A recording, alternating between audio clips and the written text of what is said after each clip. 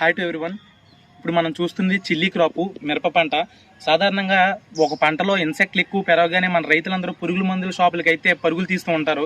కానీ అలా కాకుండా కొన్ని అగ్రికల్చర్ ప్రాక్టీసులు చేసుకోవడం వల్ల కూడా మనం క్రాప్లో ఉండేటటువంటి ఇన్సెక్షన్ పెడతాన్ని తగ్గించవచ్చు అనమాట.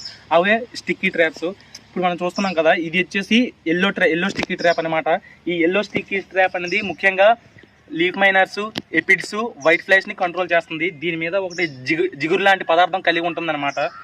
ఈ పదార్థం అనేది ఈ పర్టికులర్ ఎల్లో కలర్ ఇన్సెక్ట్లను అట్రాక్ట్ చేస్తుంది. ఇన్సెక్ట్ బాడీ మెకానిజంలో గ్రీన్, ఎల్లో ఇటువంటి కలర్ని అట్రాక్ట్ చేస్తాయి అనమాట.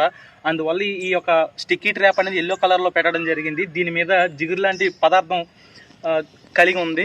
ఈ పదార్థం ఏంటంటే ఇన్సెక్ట్లు దీని మీదకి రాగానే ఇన్సెక్ట్లు అనేది ఈ యొక్క స్టిక్ ట్రాప్ అనేది అట్రాక్ట్ చేస్తుంది అనమాట.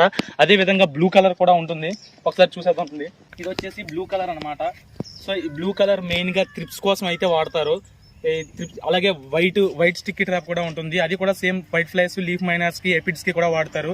సో ఈ విధంగా కూడా మనం పెస్ట్ని కంట్రోల్ చేయొచ్చు అనమాట. Thank you.